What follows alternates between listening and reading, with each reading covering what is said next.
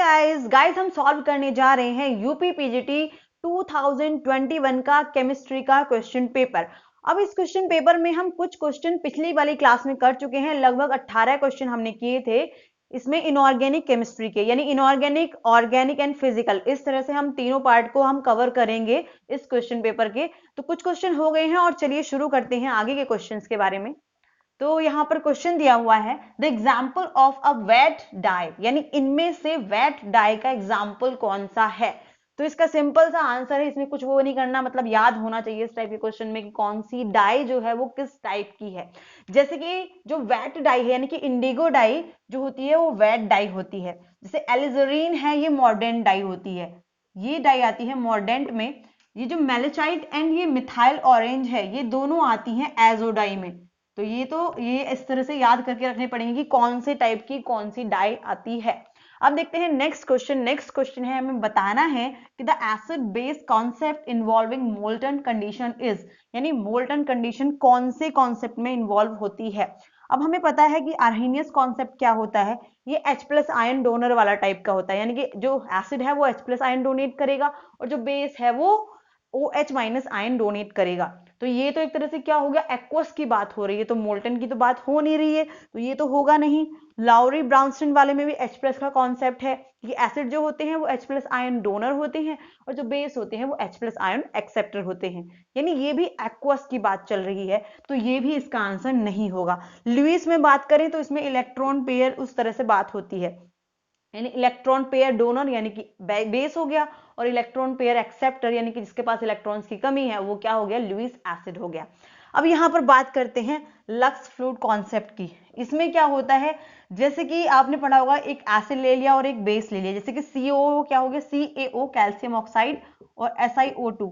ये जब मेटलर्जी पढ़ते हैं तो यहां पर बनता है स्लैग, CaSiO3, यानी स्लैग की फॉर्मेशन होती है, यानी जो एसिड है उसमें बेसिक इंप्योरिटी मिला दी जाती है, बेस है तो उसमें एसिडिक इंप्योरिटी मिला दी जाती है जिससे स्लैग की फॉर्मेशन होती है। तो यहाँ ऑक्सीजन, लक्स फ्लूइड वाले में ऑक्सीजन वाला कॉन्सेप्ट चलता है।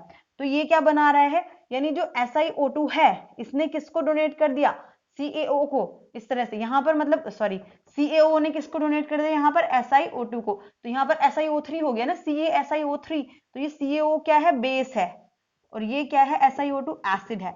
यानी ऑक्सीजन डोनर कौन का काम कर रहा है, बेस काम कर रहा है, SiO2 क्या कर रहा है, एसिड का काम कर रहा है, ऑक्सीजन एक्सेप्ट करके SiO3 बना रहा है, यानी CaSiO3 की फॉर्मेशन होती है, यानी कि स्लैग की फॉर्मेशन होती है और ये कंडीशन होती है मोल्टन स्टेट में। तो यहां पर जो आएगा यानी कि मोल्टन कंडीशन की ही बात चल रही है, तो इसका सी हो गया आंसर। आई होप इसका आंसर क्लियर होगा। अब देखते हैं नेक्स्ट क्वेश्चन को। अब ये नेक्स्ट क्वेश्चन है, हमें बताना है कि for which group of cations, यानी कौन से ग्रुप ऑफ कैटायंस में जो मैग्नेटिक मोमेंट है वो can be given by spin only formula, यानी केवल स्पिन ओनली फॉर्मूला से ही दिया जाएगा। ठीक है, ये हमें बताना है। अब यहां पर जो F ब्लॉक के एलिमेंट्स हैं ये सारे आप देखोगे तो ये क्या है, F ब्लॉक एलिमेंट्स हैं सारे के सारे। ठीक है, और F ब्लॉक एलिमेंट्स के लिए जो फॉर्मूला होता है वो होता है L+1 और N+2। इस टाइप में जो फॉर्मूला होता है वो होता है, यही होता है। ठीक है, L+1 और N+2। ठीक है, ये किसके लिए होता है, मैग्नेटिक मोमेंट निकालने के लिए। ओके, F ब्लॉक एलिमेंट्स में। अब हमें देखना है, यानी कि इसका बोलना है कि केवल जो है जो मतलब फॉर्मूला आए वो केवल किससे आए, स्पिन ओनली फॉर्मूला हो। अब स्पिन ओनली फॉर्मूला के लिए यानी कि यहां पर यानी कि S होगा, ये N की जगह S भी इस तरह से हो सकता है, यानी कि L जो है ये नहीं होना चाहिए, केवल इसके थ्रू ही दे रहा हो, यानी स्पिन ओनली फॉर्मूला से ही आ रहा हो। जो ऑर्बिटल वाला है वो ना इन्वॉल्व हो, ऑर्बिटल एंगुलर मोमेंटम वाला वो ना इन्वॉल्व हो फॉर्मूला में। अब उसके लिए क्या होना चाहिए, यानी कि L की वैल्यू कितनी होनी चाहिए, उसके लिए 0 होनी चाहिए। जब L की वैल्यू 0 होगी तभी तो ये वाला टर्म 0 होगा और केवल ये वाला आएगा, तब क्या है, मैग्नेटिक मोमेंट किससे निकाला जाएगा, केवल स्पिन ओनली फॉर्मूला से। ठीक है, अब यहां पर क्या है, यानी कि GD और LU ये जो होते हैं, ठीक है, ये दोनों में अगर हम देखें ये होता है F7 और ये होता है F14। ठीक है, ये हो गया F7 और ये हो गया F14। अगर हम इसका इस तरह से बनाएं, यानी 1 2 3 4 5, 1 2 3 4 5 6 7, अगर F7 का बनाए तो 1 2 3 4 5 6 7, 7 इलेक्ट्रॉन होगा, ये 0 होगा, ठीक है। ये होगा +1 +2 +3 -1 -2 -3, इस तरह से होगा। और जो F14 वाला है उसका कैसे होगा, 1 2 3 4 5 6 7, 1 2 3 4 5 6 7, 1 2 3, ये हो गए 14 इलेक्ट्रॉन्स। इसका भी इस तरह से होगा, ठीक है। अब अगर हम इसकी L की वैल्यू निकालें तो जब इक्वली ये +3 +2 +1 ये कैंसिल आउट हो जाएगा, यानी कि L की वैल्यू यहाँ पर क्या आएगी, 0 आएगी। अगर इसकी भी देखें इनको ऐड करके तो भी L की वैल्यू कितनी आएगी, 0 आएगी। तो इसका मतलब ये वाली टर्म यहाँ पर 0 हो जाएगी। तो इसका जो फॉर्मूला हो जाएगा वो हो जाएगा N+2, यानी इससे निकलेगा। तो इसका जो आंसर हो गया वो हो गया A, यानी तो आई होप इसका आंसर क्लियर होगा। अब देखते हैं नेक्स्ट क्वेश्चन को। अब यहां पर नेक्स्ट क्वेश्चन है, हमें बताना है that equation that represents the water gas shift. Simple सा क्वेश्चन है, याद होनी चाहिए कि वाटर गैस शिफ्ट रिएक्शन क्या होती है। जब कार्बन मोनोऑक्साइड की रिएक्शन वाटर के साथ में हम कराते हैं तो कार्बन डाइऑक्साइड गैस और हाइड्रोजन गैस निकलती है। यानी कार्बन मोनोऑक्साइड की किसके साथ करा रहे हैं, वाटर के साथ करा रहे हैं एट 673 केल्विन टेम्परेचर पर in the presence of a catalyst. तो फॉर्म होता है carbon dioxide gas and hydrogen. तो ये रिएक्शन जो कहलाती है वो कहलाती है water gas shift reaction. I hope ये जो है वो क्लियर होगा। अब देखते हैं नेक्स्ट क्वेश्चन को। अब नेक्स्ट क्वेश्चन है, हमें बताना है द नंबर ऑफ SO, यानी SO बॉन्ड और SOH बॉन्ड्स कितने हैं, किसमें, मार्शल्स एसिड में एंड ओलियम में। अब इसके नंबर ऑफ बॉन्ड निकालने के लिए, यानी कि इस तरह के जब क्वेश्चन आते हैं तो हमें फॉर्मूला पता होना चाहिए, तभी हम नंबर ऑफ बॉन्ड, यानी कि हमें उसका स्ट्रक्चर पता होना चाहिए, फॉर्मूला नहीं, मॉलिक्यूल का स्ट्रक्चर पता होना चाहिए कि स्ट्रक्चर कैसा होता है, तभी हम उसके नंबर ऑफ बॉन्ड्स निकाल सकते हैं। जैसे मार्शल्स एसिड है तो इसका फॉर्मूला होता है H2S2O8 और ओलियम का फॉर्मूला होता है H2S2O7। यानी इस तरह से भी रख सकते हो ओलियम को कि सल्फ्यूरिक एसिड के साथ में क्या होता है, SO3 गैस, यानी H2SO4 प्लस SO3 मिलकर क्या बनाते हैं, H2S2O7, यानी कि ओलियम बनाते हैं। तो यहाँ पर इसका फॉर्मूला क्या होता है, H2S2O8 marshals acid and oleum का होता है H2S2O7। अब हम इसका स्ट्रक्चर बना लेते हैं। सिमिलर होता है, सिर्फ एक ऑक्सीजन का डिफरेंस होता है दोनों में। कैसे होता है, जैसे कि सल्फर ऑक्सीजन, यहां पर ये हो गया सल्फर, दिस वन, ठीक है, और OH देन OH, यानी H2S2 और 3 ये हो गया 6 एंड 7, ये हो गया ओलियम का, ठीक है। और मार्शल्स एसिड का भी इस तरह से ही होता है, ऑक्सीजन ऑक्सीजन सल्फर, ये हो गया, और OH इस तरह से, और ये हो गया सल्फर के साथ में इधर ऑक्सीजन और ये OH, ठीक है। अब हमें इसमें बताना है कि कितने SO बॉन्ड हैं, तो 1 2 3 4, इसमें भी 4 हैं, इसमें भी 4 हैं, तो SO बॉन्ड कितने हो गए, 4 ही ओलियम में हो गए और 4 ही इसमें हो गए। OH बॉन्ड कितने हैं, 1 2, मतलब SOH बॉन्ड, इसमें भी SOH बॉन्ड 1 एंड 2, यानी दोनों में इक्वल है, 4 and 2, 4 SO and 2 SOH bond, तो 4 एंड 2 4 एंड 2, यानी कि A इसका क्या हो गया, करेक्ट आंसर हो गया। आई होप इस क्वेश्चन का आंसर भी क्लियर होगा। अब देखते हैं नेक्स्ट क्वेश्चन को। अब यहां पर नेक्स्ट क्वेश्चन है कि अ cobalt complex is expected to have lowest value of magnetic moment when the ligand field is, मतलब ligand कैसा है, मतलब कौन सा ligand होगा जब कोबाल्ट जो है मतलब मिनिमम मैग्नेटिक मूवमेंट शो करेगा, यानी लोएस्ट वैल्यू जो है वो शो करेगा मैग्नेटिक मोमेंट की। अब एक चीज तो आपको पता है कि ये निकलता है अनपेयर्ड इलेक्ट्रॉन से, यानी साफ मतलब है कि जितने कम अनपेयर्ड इलेक्ट्रॉन यानी उतना कम उसका मैग्नेटिक मूवमेंट, यानी कम अगर अनपेयर्ड इलेक्ट्रॉन है यानी कि पेयर्ड इलेक्ट्रॉन ज्यादा है तो मैग्नेटिक मोमेंट उतना ही कम हो जाएगा। ठीक है, तो अब कोबाल्ट का ये पूछ रहा है, ये बहुत ही सिंपल सा क्वेश्चन है। जैसे कि अगर मान लो हम ऑक्टाहेड्रल फील्ड की ही बात करें कोबाल्ट की, इसका D7 होगा, CO सेकंड की बात हो रही है, D7 हो गया। अब मान लो इसका क्या है, अगर मान लो वीक लिगेंड है, अब वीक लिगेंड है तो वीक लिगेंड क्या नहीं करा पाएगा, पेयरिंग नहीं करा पाएगा। 7 है, 1 2 3 4 5 6 7। ठीक है, अब यहां पर क्या हो जाएगा, यानी जब पेयरिंग नहीं करा पाएगा यानी कि कितने अनपेयर्ड इलेक्ट्रॉन होंगे, यहाँ पर 3 अनपेयर्ड इलेक्ट्रॉन हो गए।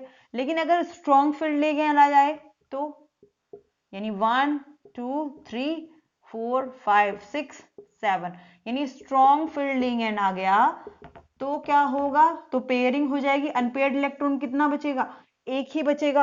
अब हम टेट्राहेड्रल भी ले लें तो टेट्राहेड्रल में कैसा होगा, 1 2 3 4 5 6 7, इसमें भी 3 अनपेयर्ड इलेक्ट्रॉन हो जाएंगे टेट्राहेड्रल में। ये तो ऑक्टाहेड्रल की बात चल रही थी, ये ऑक्टाहेड्रल की बात चल रही थी। ठीक है, तो इसमें भी 3, तो सबसे कम अनपेयर्ड इलेक्ट्रॉन किसमें होंगे, स्ट्रॉन्ग लिगेंड के साथ में, यानी स्ट्रॉन्ग फील्ड के साथ में। तो इसका आंसर क्या हो जाएगा, सिंपल सा आंसर हो जाएगा बी, यानी अ स्ट्रॉन्ग ऑक्टाहेड्रल फील्ड के साथ में जो मैग्नेटिक मोमेंट की वैल्यू है वो कम आएगी, यानी मिनिमम आएगी। आई होप इसका आंसर भी क्लियर होगा। अब देखते हैं नेक्स्ट क्वेश्चन को। अब नेक्स्ट क्वेश्चन है, इन ऑर्थोबोरिक एसिड यानी H3BO3 the trigonal BO3 3- units are bonded together through, यानी कौन से बॉन्ड से एक दूसरे से जो ये वाली यूनिट है वो अटैच्ड होती हैं, यानी कि कुछ इस तरह से ये यूनिट्स अटैच्ड होती हैं। जैसे BO3 में ये हो गया, मान लो ये ऑक्सीजन, ये यहाँ पर ऑक्सीजन, ये यहाँ पर ऑक्सीजन, ये हाइड्रोजन होता है यहाँ पर इस तरह से, यहाँ पर ऑक्सीजन, यहाँ पर ऑक्सीजन, यहाँ पर ऑक्सीजन, यानी ये कुछ इस तरह से अटैच होती हैं। ये यहाँ से हाइड्रोजन, मतलब ये जो है BO3 ये कुछ हाइड्रोजन बॉन्डिंग से मतलब इस तरह से अटैच होती हैं आपस में एक दूसरे से, यानी यहाँ पर भी बोरोन आ गया इस तरह से, ये जो है अटैच रहती हैं। यहाँ पर दूसरा हाइड्रोजन आ गया, यहाँ पर कुछ इस तरह से अटैच हो गया, मतलब ये इस तरह से, मतलब एक तरह से क्या बनाते हैं, हाइड्रोजन बॉन्ड की फॉर्मेशन करते हैं। BO3 3- है, यानी इसकी बात हो रही है। ये आपस में किससे, यहाँ पर आप देख सकते हो हाइड्रोजन लग के ये ऑक्सीजन के साथ में, तो यानी कि ये एक तरह से क्या कर रहे हैं, हाइड्रोजन बॉन्ड के द्वारा अटैच होते हैं। तो इसका जो आंसर होगा वो होगा hydrogen bonds into 2 dimensional sheets, यानी ऐसे ही चलती रहती है। यहाँ पर एक दूसरा बोरॉन वाला यूनिट आ जाएगा, ये यहाँ पर हाइड्रोजन इसके साथ में अटैच होगा, इससे बनाएगा, यहाँ पर एक दूसरा हाइड्रोजन इससे, तो इस तरह से मतलब ये शीट्स की फॉर्म में 2 डायमेंशनल शीट्स की फॉर्म में अटैच होती हैं यहाँ पर जो BO3 3- होते हैं। आई होप इसका आंसर भी क्लियर होगा। अब देखते हैं नेक्स्ट क्वेश्चन को। अभी नेक्स्ट क्वेश्चन है, इसमें बताना है the ground state electronic configuration of the central metal atom in some octahedral complexes are given below. ये दिया हुआ है, in which case the electronic transition is forbidden. ये पूछा है किसमें फॉरबिडन होगा, as per the spin selection rule. अब स्पिन सिलेक्शन रूल में क्या होता है, यानी डेल्टा एस की वैल्यू 0 होनी चाहिए। जैसे कि जो इलेक्ट्रॉन अगर हायर स्टेट में जाता है, एक्साइटेड स्टेट में जाता है, तो उसकी जो स्पिन है वो चेंज नहीं होनी चाहिए, वैसी जैसी स्पिन है वैसी की वैसी ही रहनी चाहिए। यानी डेल्टा एस की वैल्यू कितनी होनी चाहिए, कोई चेंज नहीं होना चाहिए, यानी कि 0 होना चाहिए। अब ऐसा अगर हम देखें इसमें सारे क्वेश्चंस में, यानी T2G 6 है, 1 2 3 4 5 6, EG में 1 इलेक्ट्रॉन है। यहाँ पर भी देख लेते हैं 1 2 3, EG में कोई इलेक्ट्रॉन नहीं है। यहाँ पर भी देख लेते हैं 1 2 3 4 5 6, इसमें 1 2। यहाँ पर भी देख लेते हैं 1 2 3 4 5 6 1 2 3। अब यहाँ पर हम इलेक्ट्रॉन्स का ट्रांजिशन करा के देखते हैं। अब यहाँ पर मान लो एक्साइटेड स्टेट में क्या होगा कि ये वाला इलेक्ट्रॉन जाएगा और ये वाला इलेक्ट्रॉन जाएगा, यहाँ पर अगर फिल होगा तो इसको अपनी स्पिन घुमानी पड़ेगी, पहले ऐसे तो फिल होगा ना क्लॉकवाइज में, और यहाँ भी जाएगा तो कैसे फिल होगा ये। अब यहाँ पर तो हो नहीं सकता फिल, क्योंकि ये वाला खाली है अभी सेम एनर्जी वाला। जब सेम एनर्जी वाला खाली है ऑर्बिटल तो ये वाला इसी में जाएगा। अब इसमें जाएगा तो इसको ऐसे ही जाना ऐसे जाके घूम जाएगी स्पिन, यानी कि ऐसे हो जाएगी। अब जब स्पिन घूम जाएगी इसका मतलब है ये स्पिन सिलेक्शन रूल को फॉलो नहीं कर रहा है। इसका मतलब आंसर तो भाई यही हो गया। इनमें भी देख लेते हैं करके, इसको उठाओ और यहाँ पहुंचा दो, तो पहुंचाओगे तो पहुंच जाएगा इसी फॉर्म में जिस फॉर्म में है। यहां से देखते हैं, इसको उठाओ यहाँ पहुंचा दो, इसी फॉर्म में पहुंच जाएगा जिस फॉर्म में ये है। स्पिन चेंज हो ही नहीं रही है, यहां से उठाओ यहाँ पहुंचा दो, इसी फॉर्म में पहुंच जाएगा जिस फॉर्म में स्पिन की ये है, यानी इसकी स्पिन में भी कोई चेंज नहीं होगा, यानी डेल्टा एस की वैल्यू 0, यानी स्पिन सिलेक्शन रूल को फॉलो करेगा। इसका मतलब ये हो गया कि जिसका आंसर जो होगा वो होगा पहला, यानी कि ए। आई होप इसका आंसर क्लियर होगा। अब देखते हैं नेक्स्ट क्वेश्चन को। अब यहां पर नेक्स्ट क्वेश्चन दिया हुआ है कि NOCl nitrosyl chloride and NaNO3 sodium nitrite react करते हैं लिक्विड N2O4 में टू प्रोड्यूस, क्या प्रोड्यूस करते हैं। अब पहले N2O4 के बारे में जान लेते हैं। जो ये लिक्विड N2O4 है ये सेल्फ आयोनाइज होकर बनाता है NO plus plus NO3 minus, यानी जो NO प्लस है इस N2O4 में वो एज अ एसिड मतलब बिहेव करेगा, और जो NO3 माइनस है वो एज अ बेस बिहेव करेगा।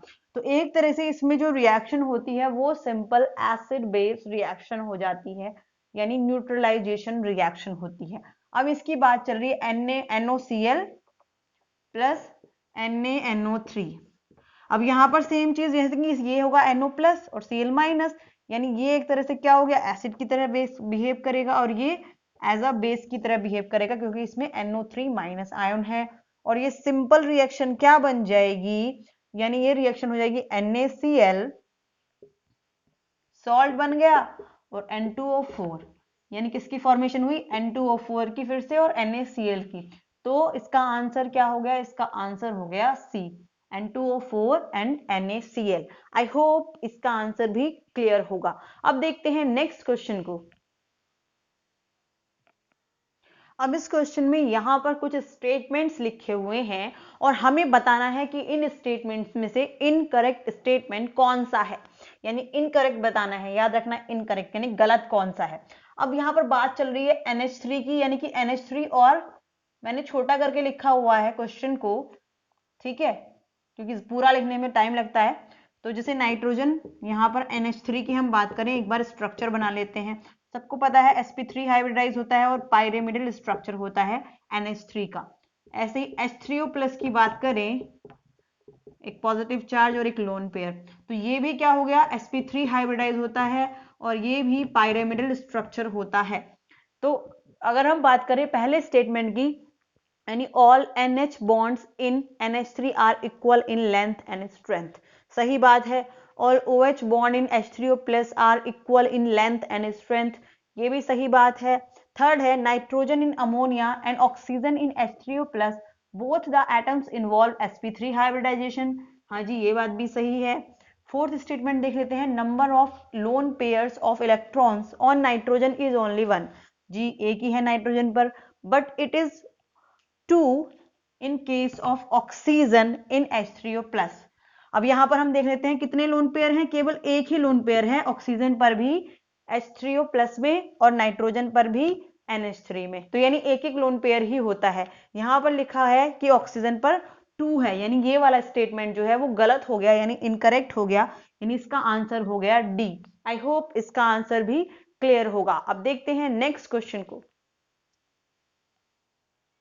अब नेक्स्ट क्वेश्चन है, हमें बताना है कि the coordination number and geometry are, इसमें क्या होता है coordination number and geometry structure का। अब इसका जो स्ट्रक्चर होता है वो होता है यानी कि UO2 इस तरह से और NO3 3 माइनस, यानी कि यहाँ पर N डबल बॉन्ड O, यहाँ पर इस तरह से ये N,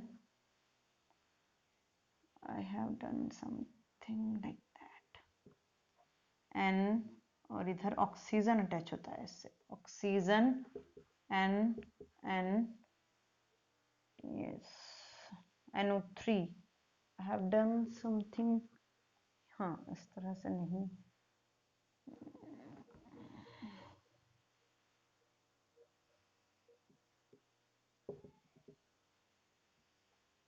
oxygen, nitrogen and then oxygen. इस तरह से इसका स्ट्रक्चर होता है। ठीक है, अब ऐसे ही एक इधर NO3 माइनस, हाँ, ऑक्सीजन, देन ऑक्सीजन, नाइट्रोजन, ये डबल बॉन्ड ऐसे, और एक हो गया ऐसे, यहाँ पर ऑक्सीजन, यहाँ पर ऑक्सीजन, यहाँ पर नाइट्रोजन, और ये ऐसे, और ये हो गया माइनस। ठीक है, अब यहाँ पर पूछा है कि मतलब इसका स्ट्रक्चर क्या होगा और इसका हाइब्रिड मतलब कोऑर्डिनेशन नंबर क्या होगा। तो कोऑर्डिनेशन नंबर आप सिंपली देख सकते हो, ये ऑक्सीजन से, ये इस वाले ऑक्सीजन से अटैच्ड है, 1 2 3 4 5 6, और ये 1 इसका लगेगा और 1 इस वाले ऑक्सीजन का लगेगा, यानी 8 हो गया। यानी 8 कितना हो गया इसका कोऑर्डिनेशन नंबर। और अगर इसकी स्ट्रक्चर यानी कि ज्योमेट्री की बात करें तो 1 2 3 यानी कि ट्राइगोनल और बाय पायरामिडल, सॉरी ट्राइगोनल नहीं होगा, हेक्सागोनल होना चाहिए ना।